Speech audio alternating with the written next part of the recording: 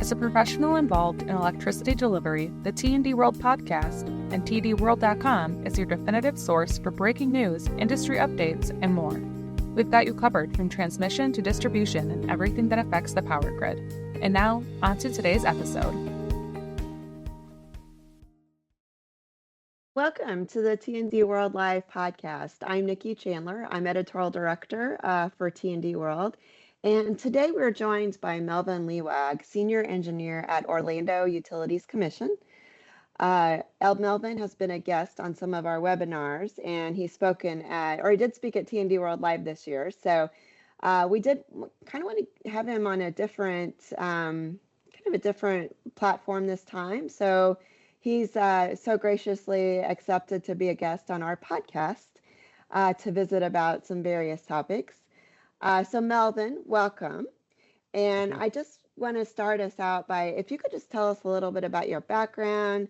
I think it's a really cool story about, how you got into utilities, and then even there, kind of your story, how you progressed to where you are now. So if you could kind of just give us that background, that'd be great. Okay. Well, I guess to start, I would say when I was 14 years old and in the 8th grade, in the 7th grade, my teacher, my homeroom teacher, had a ham radio that he set up in the classroom, strung a wire to above the school, and then when you turn it on, you could hear shortwave broadcasts all over the world. This is back in 1982, and I was fascinated by that. So he offered classes to get licensed as a ham radio operator. Out of all of the kids that started, I was the only one left, and I ended up getting my ham radio license. What is significant of that is in ham radio, you start learning about electronics. You start learning about radio wave propagation. You start learning about all of these little technical concepts that are required when it comes to operating a radio. So I continued to progress in my little ham radio career as a 14-year-old, 15-year-old, and come time for me to graduate high school, I'm thinking about a career choice. And because of that initial background, I got interested in, hey, maybe let's get into electrical engineering. Now, I will say this: I'm coupling my career path also along with my own personal, let's call it, spiritual beliefs. And what I mean by that is, when I enrolled at the University of Central Florida in 1986, the majority of the engineering classmates were all interested in going into the space program and also defense contractors, right? So along the whole East Coast, Merritt Island, Cocoa, all of that, there were huge defense companies at the time, the Martin Mariettas and the McDonnell Douglas and all of these types of companies. And that was where the brunt of the engineering majors were gunning for. I was not comfortable with that, and because of that, the whole reason was I wasn't comfortable of making control systems that are going to be on the tips of bombs that could potentially destroy life, somewhere along the line. I thought, how can I use my engineering degree to better life? And that's when I started gravitating towards the electrical power field, right? It was like, now, every city on Earth, every modern city on Earth requires electricity, and they need guys like me, engineers, to help make that happen. So foundational, that was my driving force. I get my degree in my bachelor's in electrical engineering, and I'm starting to look for work. In my own case, I couldn't find work for an entire year. It took me a year after I graduated before I got hired. I'm going to go ahead and throw this in. I also believe that was also divinely inspired, and that is because that same time that I was looking for work, my father developed a tumor in his leg that had to be surgically removed. So that entire year while I was looking for work, I was also taking my dad to therapy and doctor's appointments and helping him recover. It was a benign tumor, but he still, because the tumor had entwined his leg muscles, he had to go through a lot of physical therapy. But Wow. looking back, I just see that, okay, I was needed for that year to help my Mm-hmm. dad. And then look at this, as soon as my dad starts to recover, um, I get hired, Oh, right? wow. Yeah, that's Yeah, really cool. I mean, and so you were able to really be there for him during that time. So, wow, looking back, 100%. that's really amazing, huh? Exactly. Yeah. So I got hired, but I did not get hired at OUC. I Oh. wanted, I didn't. I wanted to work at OUC so badly. I even interviewed at OUC, but I didn't get hired. My parents saw just how heartbroken I was that I did not get hired at OUC. Where did I get hired? I got hired with a little municipal utility south of Orlando. It was called the City of St. Cloud. Mm. 15,000 customers, and they had created a new um, engineering position, and they wanted someone fresh out of college. And fortunately, they hired me. Again, as I look back, that was a good step in my career, because when you're an engineer in a small utility, you're going to wear 15 hats, Mm-hmm. Yeah, right? for sure. Yeah. You're going to wear 15 hats. I did these power quality studies, I did fusing coordination, I did line design. Wow. Um, they put me in the dispatch center, they put me in the power plant. I shadowed Oh, crews. So I'm learning all of these things. Another thing that I did is, you got to remember, this is in 1993. mm-hmm. It was a different time. Um, let's let's go back a little bit and think about what happened back in those days. Every morning, I would get a stack of um, carbon copy trouble tickets. Most of the Yeah. most of the time, those trouble tickets were water stained.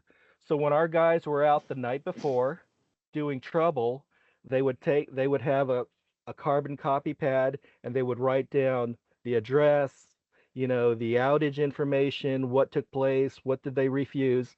And then every morning I would get this stack of trouble tickets, and then I manually entered them in to a spreadsheet, and I manually calculated our SAIDI, the start time, the end time. You take that, you take the time, multiply by your customers, and you get your customer interruptions. You know all of this, and then So from you write that, it with a pencil? You write it with a pen or a pencil into the sheet. exactly, I know. it's all hand calculation. So that's how I Oh, started. But yeah. in addition to that, my two older engineering designers around the corner. Yes. I mean, 1993. Yeah. chains in Yeah. this is a city building, and it was just Mm. smoke. Yeah. You know Yeah. what I'm talking about, right? Yeah. Excuse me. It was back. So Yeah, like that. so so those were the early days. Just, I mean, Hmm. we did not have cell phones. We did not have any of this. And here we go again. This is the next big step in my career. The city of St. Cloud goes into talks with OUC, asking OUC to take over the operations of the St. Cloud service area. Wow. So I was at the city of St. Cloud for 3.5 years. OUC hires all of the St. Cloud utility employees, absorbs them into the OUC workforce, and then now I become an OUC employee. There you go. There I go. Yeah. Again, this is all providential. I believe it's a providential step in my career. And then 6 months into my starting at OUC, they come and approach me and they go, because I'm in the electrical engineering department, just doing line extensions and transformer replacements and typical engineering jobs. They ask me, hey, um, you come from this new service area, you have knowledge of it. Would you like to come over and work in the dispatch area and become an operations engineer? And I go, what's that? Well, we're going to give you a 24-hour vehicle that you can drive home, and we're going to call you out. If there's a problem, if there's a circuit lockout, if there's an issue, we're going to call you out, and will you be willing to come out? I'm 25 years old. I'm single. They're going to give me a vehicle to take home to drive. Sign me up. Yeah. Sign me up. Um, Well, and how also, exciting. I think that would be a really cool job to have. Yeah. absolutely. And Yeah. for me, even now, 32 years later, to me, this is a dream job. I Mhm. still have I still have a vehicle. What they gave me at the time was if you can remember this, it was a 1989 Bronco 2 with stick shift and vinyl seats and tiny little vehicle, and I didn't complain. I enjoyed it, and whenever whenever there was a problem, they'd give me a call 24/7. Now, we don't have cell phones in 1997. Mhm. At least OUC didn't. They gave us, do you remember beepers or pagers? Yeah, pagers, yeah. Pagers. Yep. They issued all of the operational people pagers, and then when there was a problem, they would send the 4-digit extension of dispatch plus, and then they would add 911 to it. So it Yeah. would be Yeah. like 1 2 3 4 911, and that means okay, there's a big problem. Call in. Urgent. Yeah, right. We had no laptops, we had no computers in our vehicles, so I had an accordion file folder with 30 maps, paper maps. I would have our 4 system quadrant maps, and then I would have map details of all of our downtown area, our areas. So what we would do is when we would get called out and we're out on site, I would spread open this map on the hood of my truck, and then together, me and our crew, we would just trace out the circuitry of the circuit that was out. In our dispatch center, we just had big cork boards with big paper maps all on display. And then what we would use would be green and red push pins to show the abnormal switching on our whole system circuit. And then we would have map hangers with all of these other maps and a big light table. So we would pull out a map, put it on the light table, turn on the light, and then we just had yellow little post-it notes all over. And that was what told us what the status of the system was at the time. This is before we had an outage management system. Yeah, wow. And that doesn't seem like that long ago. Uh, but I mean, at that time, their utilities were getting into having, more of that automation, but not everybody at the same time, So, Well, that is true. I mean, at the yeah. time, OUC, we were a little over 100,000, maybe 120,000 customers. So all we basically had were some internally created programs, little relational databases, and basically it was like a glorified Excel spreadsheet that we kind of kept all of our outage information on. Mm-hmm. So it was around 2000 that we actually went with a full blown outage management system, and then that's when things really transformed more into the digital maps, Yeah. and now we had visibility on how many customers were out and what devices were actually being affected, right? Wow. Yeah. So, how does that mirror then your journey? Because, you said you were kind of there at that point, but I know, what was next for you at that point? Um, so said it before. OUC was a big proponent of matching engineers with the line personnel and then kind of cross training. So I Yeah. I continued to learn more about switching the system. Now, switching the system, there's a lot of safety involved, right? So there were basically four of us that would always get called out, and one of us would take a turn at running a circuit lockout. This is so what I mean by that is this. At the time, we did not have a formal distribution control center, right? Where you have a dispatch. We had dispatchers, but dispatchers all they were doing was just taking in outage calls and then dispatching calls out to trucks. But when it Mhm. came to actually switching the system and telling people to go set up here, set up there, it was still we did not have a centralized location for that. It was just given to four operational guys, and one of us would take the lead at any given time, um, and leading out in the restoration process, if that makes sense. So it wasn't until, I don't know, maybe 2003 or so that we started formalizing an actual distribution control center. What we had is we had an energy control center, or what we called at the time load dispatch. They would Mhm. operate the breakers, close and open the distribution breakers, but they would only do that on our command. And I was one of the engineers that led that effort for restoration. Um, that was an extremely good experience for me, because come 2004, Florida is hit with four hurricanes back to back to back to Mhm. back, right?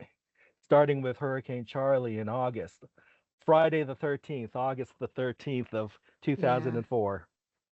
And basically every 4 weeks or so later, there was Hurricane Francis, you know, um, Ivan, Hurricane Jean, all of these. So that year, I worked, um, it, it was either 90 or 100 days straight without a day off.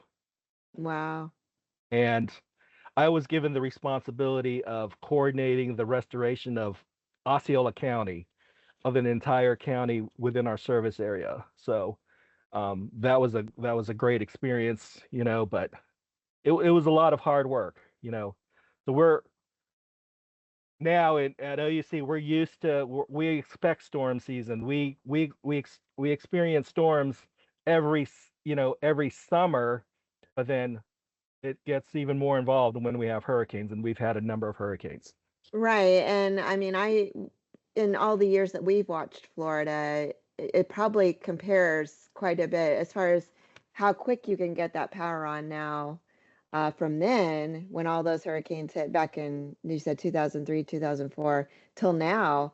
It's amazing what Florida has done, all the utilities in Florida, as far as the hardening and the outage management and things like that. So, um, how do you think that's changed? Have you felt like you've seen, I mean, how much of a change has that made? Huge, Yeah. a huge change. Um, um, most just This is just an observation, right? Most companies I see, they have their logo, and it's the logo of their name, right? Whomever it is. Somewhere along the way, the the the team 30-35 years ago said, yeah, let's give the logo, and then let's add a tagline to that, the reliable one. So what does that mean? Well, me personally, that's like a daily focus, right? Um, Everything we do, we're trying to build reliability into the system. We're trying to build reliability into our work practices. Um, but reliability also comes with safety. It comes with communication. It comes with, striving for excellence. Let me say this. We have a relatively small footprint service area wise, but I think we have, in a sense, a unique customer base. Hmm. Um, So we have now what, a little over 280,000 total customers. 33,000 are, commercial and industrial, but our the Central Florida area is home to some of the biggest entertainment and attraction complexes on Earth. Excuse me, some of which are within our service area. Um, we also have an international airport that the airport itself comprises a 50 square mile piece of our 400 square mile service area, just the airport alone. The airport is served by three substations. In 2024, just to kind of give you perspective, in 2024, over 57 million passengers passed through the Orlando International Airport. You've probably been to the Orlando International Airport yourself. We're also home to probably, one of the biggest convention destinations in the Mm, country. People yeah. love coming to Orlando to go to have a convention, right? In addition to that, so we talked about in the tourism, within our footprint, we have close to 140,000 hotel rooms. So that that gives us, that added responsibility to to have reliable service. Not Yeah. only not only for it to be reliable, but we want it to be as clean as possible. We want it to be as Hmm. steady and, um, without glitches, without sags, without swells, without imperfections, and that's a tough job. Why is that a tough job? Because we're smack dab in the middle of this I-4 corridor from Tampa to Daytona Beach. Orlando sits in the middle of it, and it's known to be a high concentration of lightning. It's a lightning belt. Oh, We get thunderstorms practically every day in the summer. Between June and October, we get thunderstorms, right? So I'm just trying to give some perspective as, yes, we're small, but we have a very high profile customer base, I guess, and that has, caused us to invest in underground, invest in auto transfer switches, invest in, looking at the technologies that can keep the power on throughout all of this adversity. yeah. So, OUC definitely is so unique. And like you said, you just described all of that in all of those situations. Of course, your clients, your service territory, the weather there, so unique. And you did start to mention them a little bit, but I did kind of want to ask you, and this will kind of lead us into our next conversation, but what are kind of some of those biggest improvements you've seen come on the system over the years that have helped with that reliability and the resiliency? Um, And you mentioned underground, so I mean, kind of expand on that or even further. What else, well, that's one of the main things is, Hmm. trying to put the feeders that serve these critical customers underground. Very expensive, Yeah. very involved, but that's we have to do it. That's the way that we've got to do it. Um, I think another thing is we try to foster very close relationships to these biggest customers, and that's one of my core responsibilities in my day-to-day job. Um, is I I you know I establish a relationship with the facility managers of a product distribution warehouse, or Hmm. with a children's hospital, or with a plastics manufacturing plant, or with a major theme park attraction.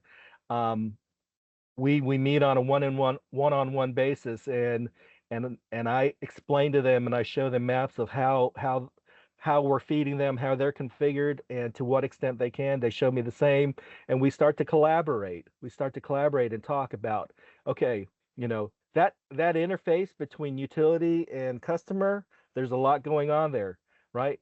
There's a lot when it comes to protection and relaying and service availability, and when my switch operates, how is that going to affect you guys? I have pad mount capacitors. I have all sorts of stuff that could cause. So one of the main things I would talk about is communication. Mm-hmm. Another thing is we're implementing more and more automation. So if I lose the initial primary feed, then within cycles or seconds, I can transfer to a backup feed as long as there's no fault and try to get that customer back on. Um, we've also, to me, a big game changer has been to implement Ubiquia's distribution transformer monitors. And what that has done is that has given us visibility, um, more into what the customer is experiencing with their load and their voltage. I now have real-time visibility. I also have these monitors on a primary metering capacity at you know uh, at these theme parks. So now, whenever there's a sag or a voltage anomaly or a fault, I'm immediately notified to my phone, to my laptop of of an event that took place. And now I can quickly just, pull up my UBview panel and I can see right there, right then and there, what is going on. Prior to implementing the Ubiquia distribution transformer monitors, we were kind of limited with what information we had on a real-time basis. Mm-hmm. We had 30-year-old technology for voltage sags, but that product has since been sunsetted by the manufacturer, and they discontinued that product. And actually, as of the end of August, their server went dark, so we had to move to something else. And then other than that would probably be just our AMI metering, but that's only 15-minute incremental data, and that's also limited to what I can see. And anything that I get from AMI is I have to wait 24 hours before I can see that data. I had nothing real time in place. Okay. Is So that I think you have a really cool story, and I've heard it told a couple times before, but I don't know if you'd mind sharing.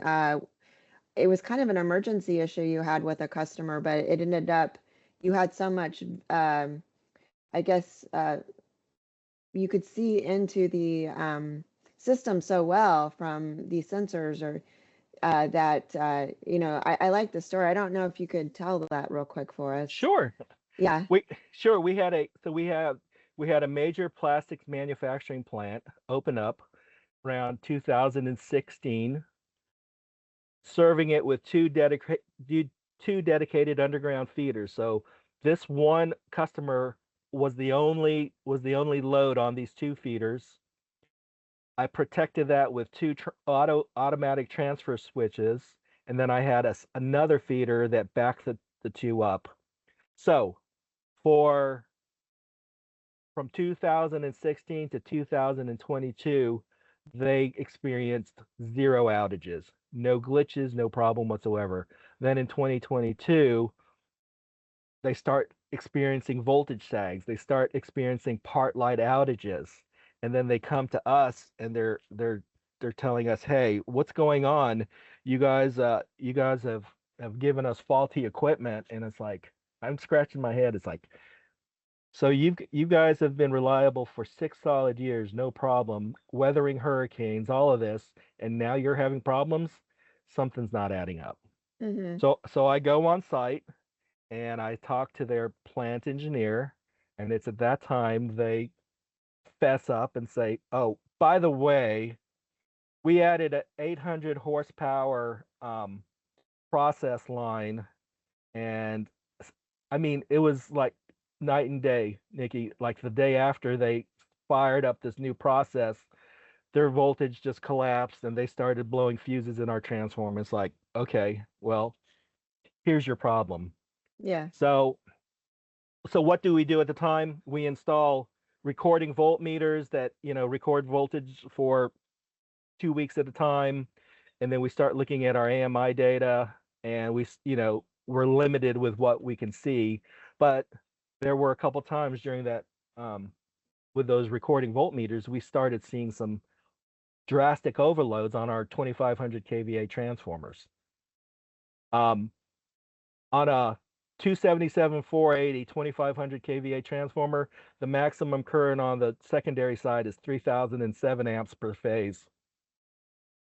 We were clocking upwards of 4200 amps per phase from this new process.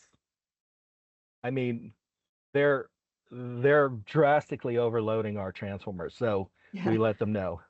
So it was yeah, I mean, and we tell them, hey, you burn up a transformer, it's gonna be on you. Yeah. Fortunately, we were already in talks with Ubiquia, and then that's when we were able to implement these new distribution transformer monitors on these overloading transformers. What does that mean for us? Prior to implementing these DTMs, in a conversation with a customer, we're kind of blind other than what temporary voltage monitors we can put in. So we're kind of coming to them in a conversation in a position of weakness.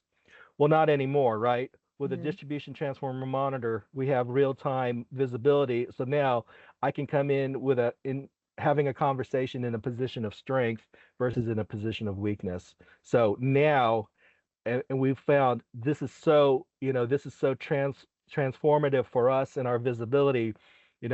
Right now we're in the process of installing these at key locations in that airport. We already have a priority list that we're going to blanket all of our hospitals and little pop-up ERs with these monitors, and so we're going to try to get all of our critical facilities installed with these DTMs first, and then we're going to work our way down to our next commercial and industrial customers. So that has been a game changer. Yeah, for sure. And I mean, what a great application for something like that as far as those critical customers. So Yep. Thank you for sharing that. I do have one more question kind of before we wrap up. I see that you've worked with the avian and bald eagle conservation alongside, with your engineering career. So I just wondered how that kind of became part of your work, and have you learned something about kind of balancing environmental protections with utilities, which, I think utilities can be great about that, but yeah, tell us a little bit about that. So in 2015, the company made me the chairman of our Avian Protection Committee. So it was made up of our environmental engineer, standards engineer, and one of our construction coordinators. We all collaborated together. What had happened is, first of all, obviously, the bald eagle is our most protected bird because it is our national symbol. So doing the research, it just became fascinating. So let me just throw some statistics out. Alaska, the state of Alaska has the highest concentration of bald eagles. Number 2 is Florida. Number 3 is Minnesota. Wow. Okay. And I just learned this when I was looking at doing my research. And we're also a member of the Avian Protection Line Interaction Committee. So it's called APLIC. It's a national organization.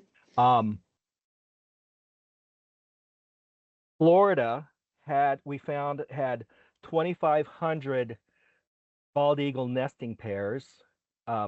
So bald eagles, I believe they mate for life, and they have nests, and every nest is documented and and put on a map. We drill down further, and out of these 2,500 nests, 220 nests were found within the OUC service area. Oh, wow. 220 nests. Wow. High concentration, and we know that because we had a couple of bald eagle mortalities, and when we reported them, then that kind of put us on the federal radar. So what happened was we made a commitment to every year we're gonna invest $300,000 towards avian protection on our lines. So we've changed our standards where whenever we build a new line or whenever a line is rebuilt, we're gonna put avian protection, avian cover over the insulator and over the switches to help mitigate any type of mortality. One eagle needs about 10,000 acres to forage, to fly, to feed. Um, they they can they can pick up over 4 pounds with their talons. So you can see, if you're in certain parts of our service area, it's very common for you to see bald eagles, on our poles looking over lakes. So we're trying to have a a cooperative existence with these birds. So in a nutshell, it came out of necessity, but we learned a lot, and you know, um, it's an important part of our overall design criteria and conservation, not only for energy but also for wildlife. Awesome. Well, thank you so much, Melvin. This has been such a great conversation. Thanks for joining our podcast. And we will be in your area in the fall again for T&D World Live next year. Okay, So definitely we'll have to have you over there and maybe even work with OUC on something. So thanks so much, that'd be Melvin. great. Yeah. Thank you. Uh-huh. Thanks again for listening to today's podcast, produced by Endeavor Business Media, a division of Endeavor B2B. To hear the latest information for power delivery professionals and industry best practices, subscribe to T&D World Podcast and visit our website, tdworld.com, where you can find insightful articles and sign up for our free daily newsletter.